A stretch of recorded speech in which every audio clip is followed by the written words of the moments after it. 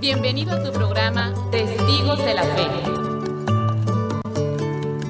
Tomadla, porque yo escojo todo lo que vos queréis. Tomadla, porque yo escojo todo lo que vos queréis.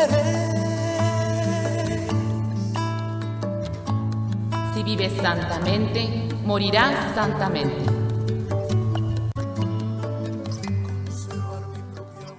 Les saludo a su servidora, Madre Gabriela, misionera de Jesús y de María, compartiendo el día de hoy, domingo 13 de este mes de octubre, donde saludamos a cada una de las personas que nos van a estar acompañando a través de nuestra página del internet www.montemaria.org, también a través del Facebook y los que nos siguen por la frecuencia 1090 en la radio. Pues vamos a empezar este programa donde hablamos la vida de los santos que estaremos celebrando en el transcurso de esta semana y que exactamente en esta semana vamos a celebrar dos grandes santas muy famosas dentro de la Iglesia Católica. Una es Santa Teresa de Ávila y otra es Santa Margarita María Alacoque. Pues vamos a compartir de esto en unos momentos más, recordándoles también que nos estamos preparando para esta 30ª peregrinación guadalupana. Los que gusten participar a través de su oración es muy importante, igual también los que nos quieran ayudar económicamente para los gastos que vamos a tener dentro de la peregrinación, como la gasolina y las demás cosas, o igual también pueden ustedes traer, ya sea acá en Chulavista o en Montemaría, como papel de rollo, bolsas para la basura, desechables y todo esto que van a ser muy útiles para pues estos 10 días donde son caminando del 1 al 10 de diciembre y se llega se hace un recorrido Tijuana. Después se va al Valle de las Palmas, Ensenada, se regresa por Rosarito y nuevamente Tijuana, 10 días caminando. Y los que gusten pues ir físicamente a caminar hacia un día, una jornada, algún pequeño tramo, pues adelante pueden participar. Y otros que a lo mejor pues no viven muy cercas, pero pues a través de los medios, ahí ya ven que luego aparecen los días de los recorridos, entonces también para los que gusten. Y al finalizar casi del mes de noviembre, los que quieran llevar, que son naranjas, plátano y todo esto, pues también para los peregrinos. Pues entonces todos los que gusten participar de una o de otra manera son bienvenidos. Nos curamos con la sangre de nuestro Señor Jesucristo, en el nombre del Padre, del Hijo, del Espíritu Santo. Amén. Vamos a ver estos santos que estaremos celebrando en esta semana, ya la tercera semana, fíjense, del mes de octubre, el 10º mes. El día de hoy, 13, celebramos a San Eduardo Rey. El día de mañana, lunes 14, San Calixto. El martes 15, Santa Teresa de Jesús. Miércoles, jueves, Santa Margarita Alacoque.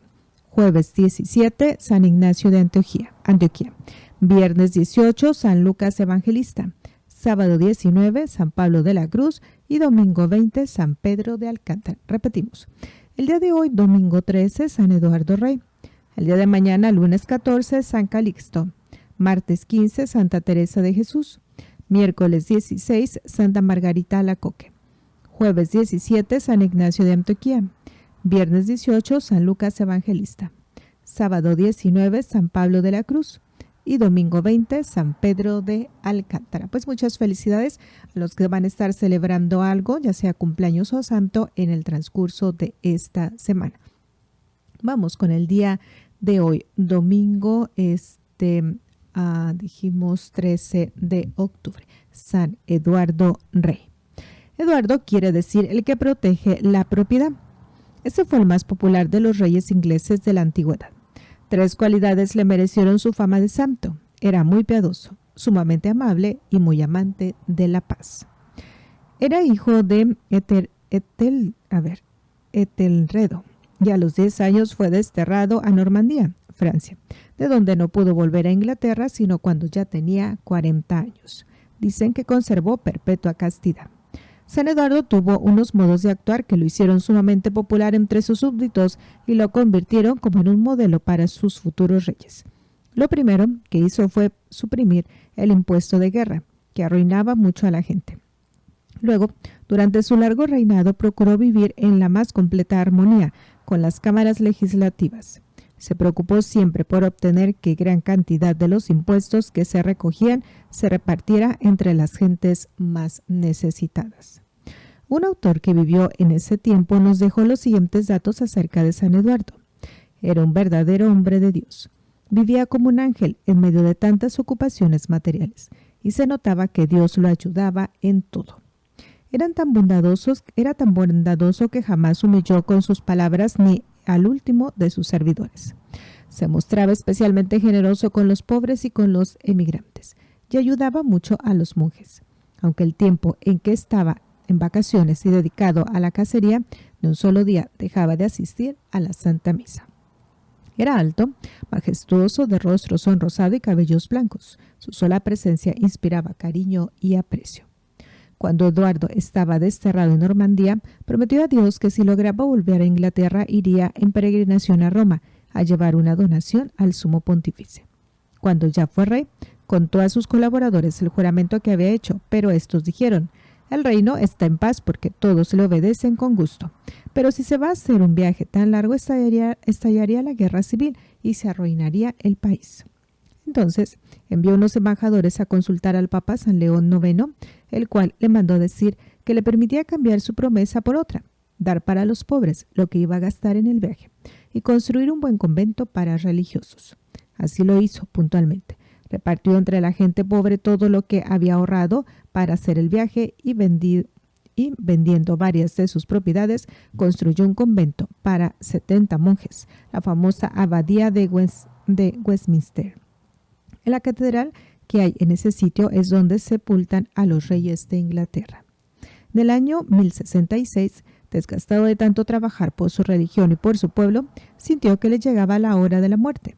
A los que lloraban al verlo morir les dijo: no se aflijan ni se entristezcan, pues yo dejo esta tierra, lugar de dolor y de peligros, para ir a la patria celestial, donde la paz reina para siempre. Que Dios Santísimo nos conceda muchos gobernantes tan virtuosos como San Eduardo Rey, que lo estamos celebrando el día de hoy. Vamos con mañana, lunes 14, San Calixto Papa. Calixto es un nombre que en griego quiere decir muy hermoso. Este pontífice se ha hecho famoso por las catacumbas de San Calixto en Roma, que él organizó.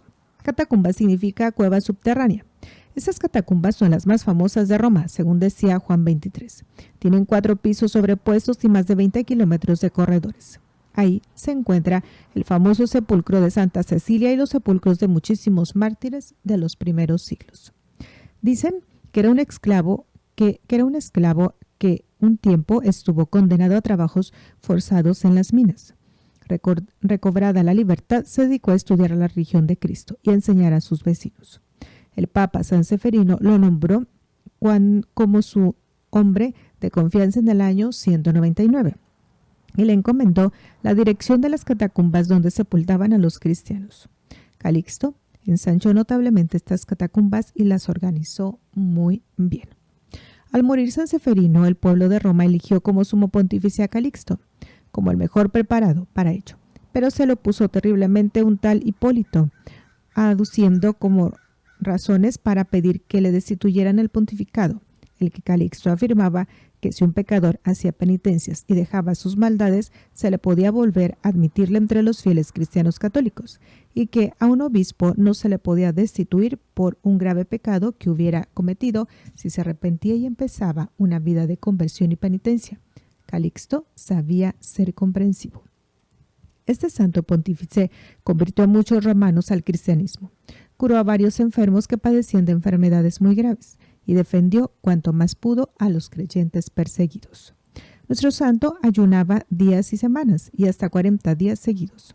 Cuando los perseguidos lo llevaron preso por proclamar su fe en Jesucristo, lo echaron a un oscuro calabozo, esperando que se desesperaría por hambre. Pero después de unos días lo encontraron muy tranquilo. Le preguntaron cómo lograba mantenerse sereno sin comer ni beber y les dijo: acostumbré a mi cuerpo a pasar días y semanas sin comer ni beber, y esto por amor a mi amigo Jesucristo. Así que ya soy capaz de resistir sin desesperarme. En la cárcel consiguió con sus oraciones la sanación de la esposa del carcelero, cuando ya la pobre mujer estaba agonizando. En acción de gracias, el carcelero y toda su familia se hicieron bautizar por él. Entonces, el jefe pagano de Roma ordenó que lo echaran en un pozo profundo y que le cubrieran la boca, del pozo con tierra y escombros. Todavía en Roma se señalan a los turistas el pozo de San Calixto, desde donde su alma voló al cielo a recibir el premio prometido por Cristo Jesús a los que proclaman en esta tierra. Señor, envíanos tu Espíritu Santo que nos vuelva valientes y perseverantes para mostrarnos buenos creyentes hasta el último momento de nuestra vida. Pues ahí lo vamos a estar celebrando el día de mañana. Vamos con el martes 15 de octubre, Santa Teresa de Jesús. Algunos hacen derivar el nombre de Teresa de la palabra griego terizo, que traduce por cultivar, y entonces significaría la cultivadora. Otros lo hacen derivar de la palabra terao, cazar, y entonces quiere decir la cazadora. Ambos títulos le quedan muy bien a nuestra santa, cultivadora de virtudes y cazadora de almas, para llevarlas al cielo. Santa Teresa es una de las más famosas santas que ha tenido la Iglesia Católica. El Papa Pablo VI la declaró junto con Santa Catalina, doctora de la Iglesia. Nació en Ávila, España, el 28 de marzo de 1515. Su propio nombre era Teresa Sánchez. Sus padres fueron Alonso Sánchez y Beatriz Dávila. En su casa eran 12 hijos, 3 del primer matrimonio de don Alonso y 9 del segundo, en el cual nació Teresa. Ella dice en su autobiografía: por la gracia de Dios, todos mis hermanos y medios hermanos se asemejaban en la virtud a mis buenos padres, menos yo. Ella y Rodrigo, su hermano, de niños eran muy aficionados a leer vida de santos y se emocionaban al saber que los que ofrecían su vida por amor a Cristo reciben un gran premio en el cielo. Así que dispusieron irse a tierras de maometanos a declararse amigos de Jesús y así ser martirizados y conseguirse un buen puesto en el cielo. Afortunadamente, por el camino se encontraron con un tío suyo que los devolvió a su hogar. Entonces dispusieron construir una celda en el solar de la casa e irse a rezar allá de vez en cuando, sin que nadie los molestara ni los distrajera. La mamá de Teresa murió cuando la joven tenía apenas 14 años. Ella dice en su autobiografía: cuando empecé a caer en la cuenta de la pérdida tan grande que había tenido, comencé a entristecerme sobremanera. Entonces me arrodillé delante de una imagen de la Santísima Virgen y le rogué con muchas lágrimas que me aceptara como hija suya y que quisiera ser ella mi madre en adelante. Y lo ha hecho maravillosamente bien. Sigue diciendo ella: por aquel tiempo me aficioné a leer novelas. Aquellas lecturas enfriaron mi fervor y me hicieron caer en otras faltas. Comencé a pintarme y a buscar aparecer y ser coqueta. Ya no estaba contenta sino cuando tenía una novela entre mis manos, pero esas lecturas me dejaban tristeza y desilusión. Afortunadamente, el papá se dio cuenta del cambio de su hija y la llevó a los 15 años a estudiar interna en el Colegio de las Hermanas Agustinas de Ávila. Allí, después de año y medio de estudios, enfermó y tuvo que volverse a casa. Providencialmente, una persona piadosa puso en sus manos las cartas de San Jerónimo, y allí supo, por boca de tan grande santo, cuán peligrosa es la vida del mundo y cuán provechoso es para la santidad el retirarse a la vida religiosa en un convento. Desde entonces se propuso que un día sería religiosa. Comunicó a su padre el deseo que tenía de entrar a un convento. Él, que la quería muchísimo, le respondió: lo harás, pero cuando yo ya me haya muerto. La joven sabía que el esperar mucho tiempo y quedarse en el mundo podría hacerla desistir de su propósito de hacerse religiosa, y entonces se fugó de la casa. Dicen en sus recuerdos: aquel día, al abandonar mi hogar, sentí tan terrible angustia que llegué a pensar que la agonía y la muerte no podían ser peores de lo que experimentaba yo en aquel momento.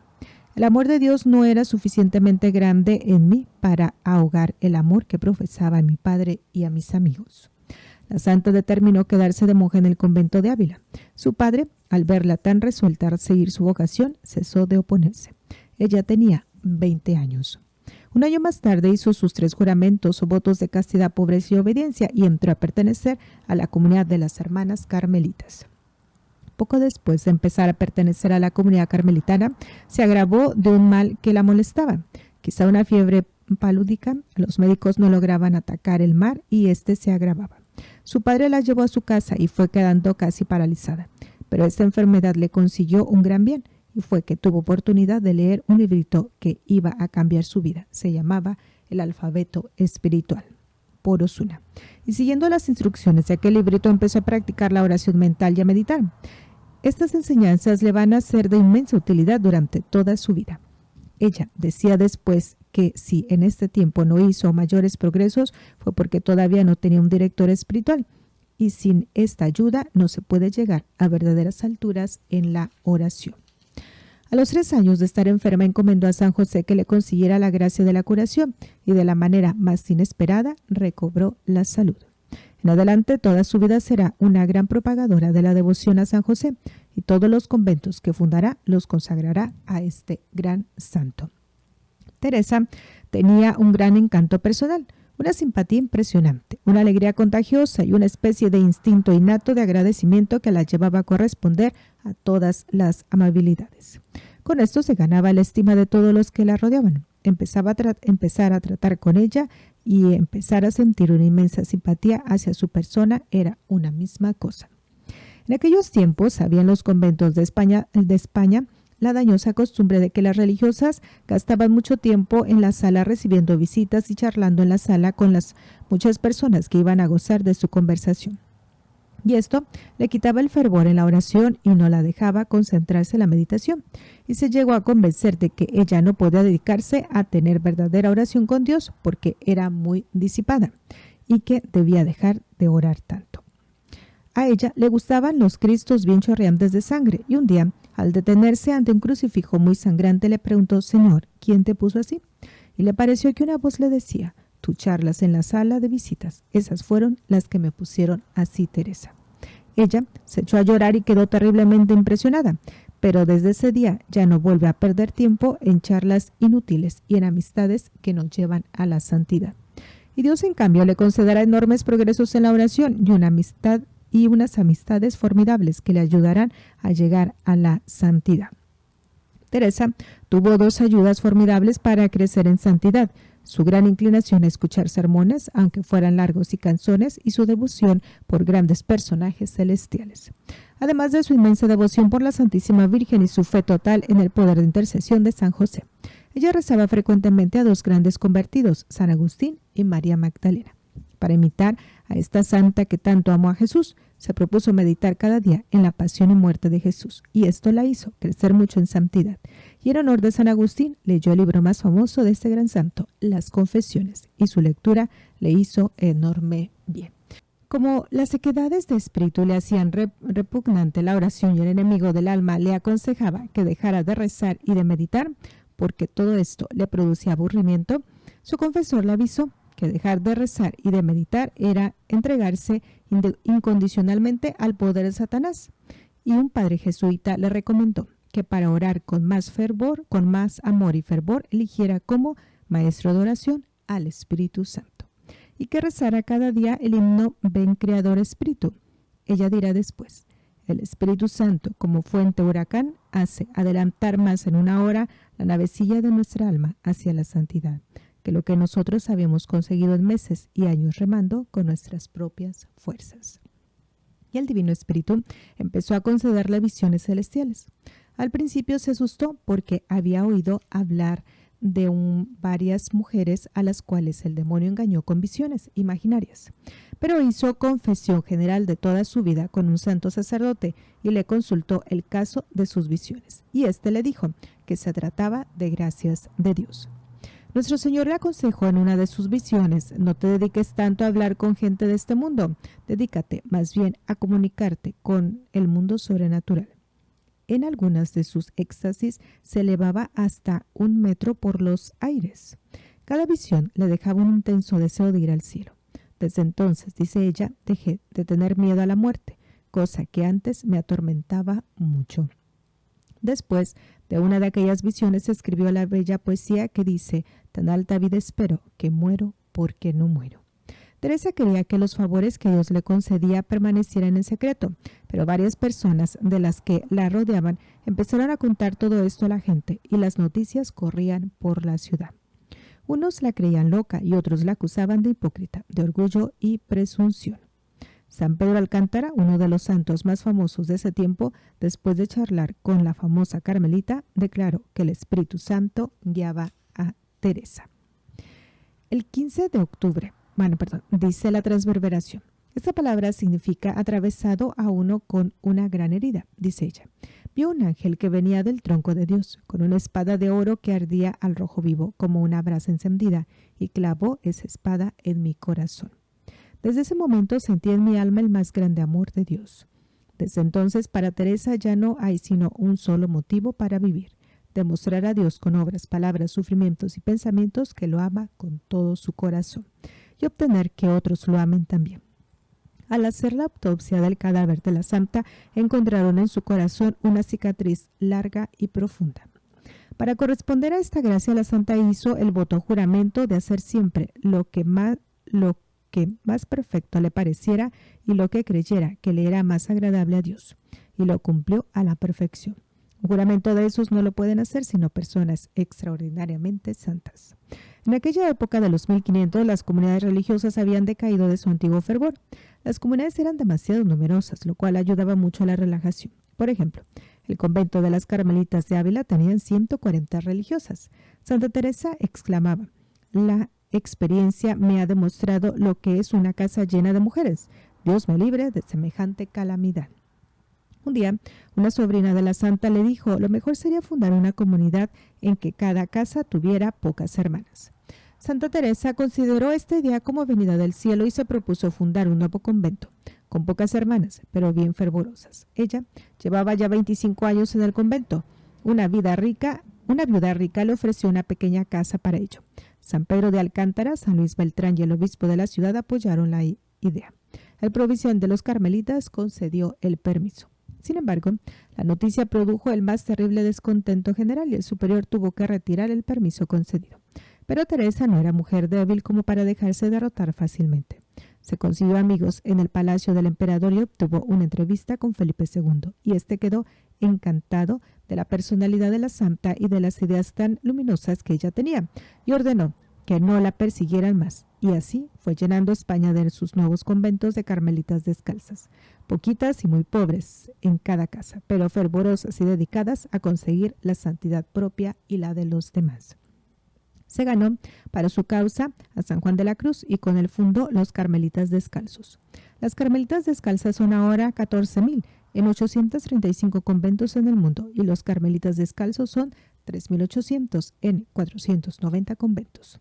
Por orden expresa de sus superiores, Santa Teresa escribió unas obras que se han hecho famosas. Su autobiografía titulada El libro de la vida, El libro de las moradas o Castillo Interior, texto importantísimo para poder llegar a la vida mística, y las fundaciones o historia de cómo fue creciendo su comunidad. Estas obras las escribió en medio de mareos y dolores de cabeza.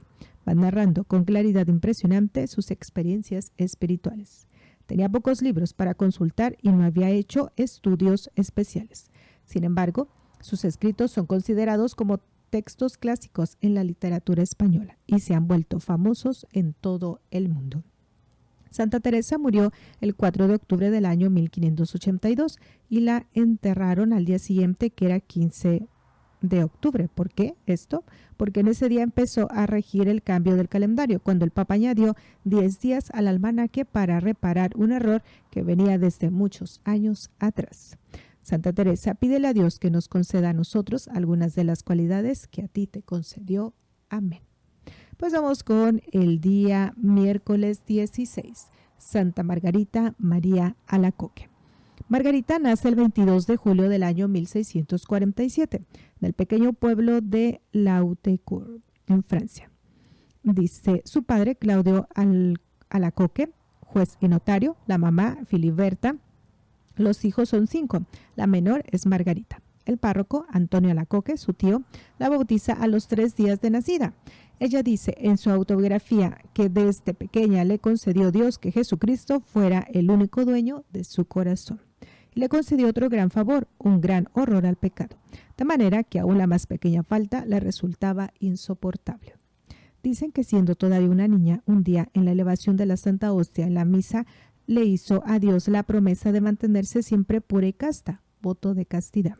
Aprendió a rezar el rosario y lo recitaba con especial fervor cada día, y la Virgen Santísima le correspondió librándola de muchos peligros. La llevan al colegio de las Clarisas y a los 9 años hace la primera comunión. Dicen, desde ese día el buen Dios me concedió tanta amargura en los placeres mundanos, que aunque como jovencita inexperta que era, a veces los buscaba, me resultaban muy amargos y desagradables. En cambio, encontraba un gusto especial en la oración. Vino una enfermedad que la tuvo paralizada por varios años, pero al fin se le ocurrió consagrarse a la Virgen Santísima y ofrecerle propagar su devoción, y poco después nuestra santa le concedió la salud. Era muy joven cuando quedó huérfana de padre, y entonces la mamá de don Claudio Alacoque y 2 hermanas de él se vinieron a la casa y se apoderaron de todo, y la mamá de Margarita y sus 5 niños se quedaron como esclavizados. Todo estaba bajo llave, y sin el permiso de las 3 mandonas mujeres no salía nadie de la casa. Así que a Margarita no le permitía ni siquiera salir entre semana a la iglesia. Ella se retiraba a un rincón y allí rezaba y lloraba. La regañaban continuamente. En medio de tantas penas le pareció que nuestro Señor le decía que deseaba que ella imitara lo mejor posible en la vida de dolor al Divino Maestro, que tan grandes penas y dolores sufrió en su pasión y muerte. En adelante, a ella no solo no le disgustaba que le lleguen penas y dolores, sino que acepta todo esto con el mayor gusto por asemejarse lo mejor posible a Cristo sufriente. Y nos quedamos con Santa Margarita María Alacoque. Dice: lo que más le hacía sufrir era ver cuál mal y duramente trataban a su propia madre, pero le insistía en que ofreciera todo esto por amor de Dios. Una vez la mamá se enfermó tan gravemente de erisipela que el médico diagnosticó que aquella enfermedad ya no tenía curación. Margarita se fue entonces a asistir a una santa misa por la salud de la enferma, y al volver encontró que la mamá había empezado a curar de manera admirable e inexplicable. Lo que más le atraía era el sagrario donde estaba Jesús sacramentado, en la Santa Hostia. Cuando iba al templo siempre se colocaba lo más cerquita posible al altar, porque sentía un amor inmenso hacia Jesús, Eucaristía, y quería hablarle y escucharlo. A los 18 años, por deseo de sus familiares, empezó a arreglarse, esmerarse y a frecuentar amistades y fiestas sociales con jóvenes. Pero estos pasatiempos mundanos le dejaban en el alma una profunda tristeza. Su corazón deseaba dedicarse a la oración y a la soledad, pero la familia le prohibía todo esto. El demonio le traía la tentación de que si se iba de religiosa no sería capaz de perseverar y tendría que volverse a su casa con vergüenza y desprestigio. Rezó a la Virgen María y ella le alejó este engaño y tentación y la convenció de que siempre le ayudaría y defendería. Un día, después de comulgar, sintió que Jesús le decía: soy lo mejor que en esta vida puedes elegir. Si te decides a dedicarte a mi servicio tendrás paz y alegría. Si te quedas en el mundo tendrás tristeza y amargura. Desde entonces decidió hacerse religiosa, costara lo que costara. En el año 1671 fue admitida en la Comunidad de la Visitación fundada por San Francisco de Sales. Entró al convento de Paris-Limonial. Una de sus compañeras de noviciado dejó escrito: Margarita dio muy buen ejemplo a las hermanas por su caridad.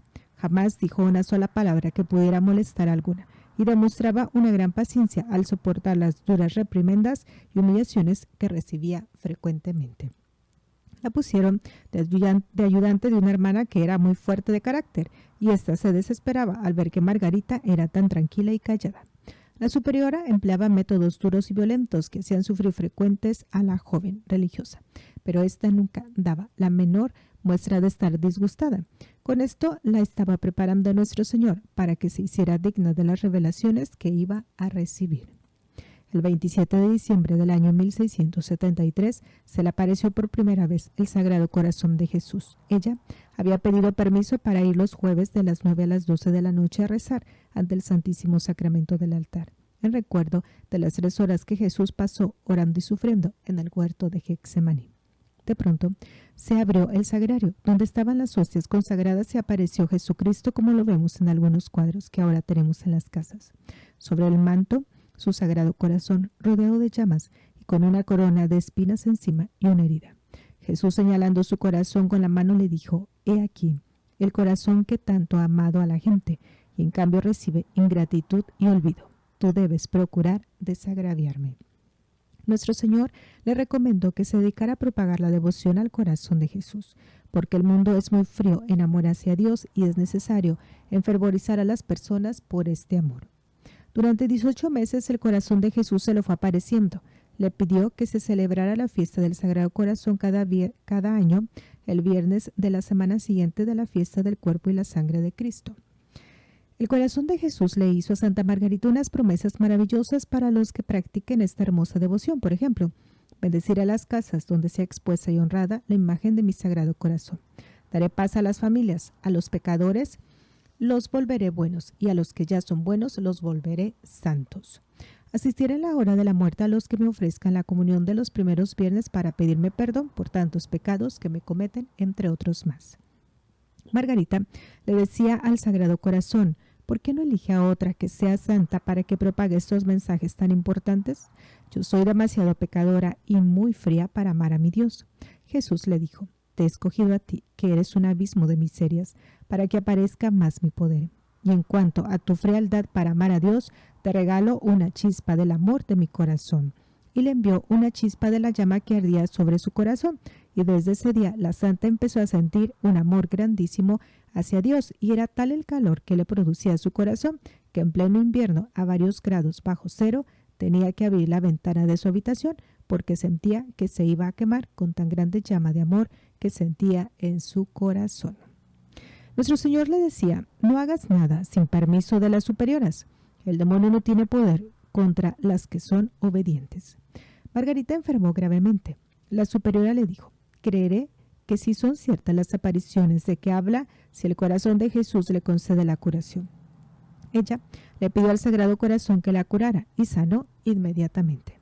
Desde ese día su superiora creyó que sí, en verdad, se le aparecía nuestro Señor. Dios permitió que enviaran de capellán al convento de Margarita a Claudio de la Colombier. Y este hombre de Dios, que era jesuita, obtuvo que en la compañía de Jesús fuera aceptada la devoción al Sagrado Corazón. Desde entonces los jesuitas han propagado por todo el mundo. Margarita fue nombrada maestra de novicias e enseñó a las novicias la devoción al Sagrado Corazón. Dice así: y aquellas jóvenes progresaron rapidísimo en santidad. Luego enseñó a su hermano esta devoción y el hombre hizo admirables progresos en santidad. Los jesuitas empezaron a comprobar que en las casas donde se practicaba la devoción al corazón de Jesús, las personas se volvían mucho más fervorosas. El corazón de Jesús le dijo: si quieres agradarme, confía en mí. Si quieres agradarme más, confía más. Si quieres agradarme inmensamente, confía inmensamente en mí. Antes de morir obtuvo que en su comunidad se celebrara por primera vez la fiesta del Sagrado Corazón de Jesús. El 17 de octubre del año 1690 murió llena de alegría porque podía ir a estar para siempre en el cielo al lado de su amadísimo Señor Jesús, cuyo corazón había enseñado ella a amar tanto en el mundo. Digamos de vez en cuando las dos oraciones tan queridas para los devotos del Sagrado Corazón: Jesús, manso y humilde de corazón, a nuestro corazón semejante al tuyo. Y la otra: Sagrado Corazón de Jesús, en vos confío. Pues a ella, fíjense, la vamos a estar celebrando el día miércoles 16 de octubre. Vamos lo que alcancemos con el jueves 17, San Ignacio de Antioquía. Nuestro santo estaba lleno de fuego de amor por Dios. Antioquía es una ciudad famosa en el Asia Menor, en Siria, al norte de Jerusalén. En esta ciudad fue donde los seguidores de Cristo empezaron a llamarse cristianos. De esa ciudad era obispo San Ignacio, el cual se hizo célebre porque cuando era llevado al martirio, en vez de sentir miedo, rogaba a sus amigos que le ayudaran a pedirle a Dios que las fieras no le fueran a dejar sin destrozar, porque deseaba ser muerto por proclamar su amor a Jesucristo. Dicen que fue un discípulo de San Juan el Evangelista. Por 40 años estuvo como obispo ejemplar de Antioquía, que desde Roma era la ciudad más importante para los cristianos porque tenía el mayor número de creyentes. Mandó el emperador Trajano que pusieran presos a todos los que no adoraban a los falsos dioses de los paganos. Como Ignacio se negó a adorar a esos ídolos, fue llevado preso y entre el perseguidor y el santo se produjo el siguiente diálogo. ¿Por qué te niegas a adorar a mis dioses, hombre malvado? No me llames malvado, más bien llámame Teóforo, que significa el que lleva a Dios dentro de sí. ¿Y por qué no aceptas a mis dioses? Porque ellos no son dioses. No hay sino un solo Dios, el que hizo el cielo y la tierra, y a su único Hijo, Jesucristo, es a quien yo sirvo. El emperador ordenó entonces de Ignacio fuera llevado a Roma y echado a las fieras para diversión del pueblo. Encadenado fue llevado preso en un barco desde Antioquía hasta Roma, en un largo y penosísimo viaje, durante el cual el santo escribió 7 cartas que se han hecho famosas y van dirigidas a las iglesias de Asia Menor.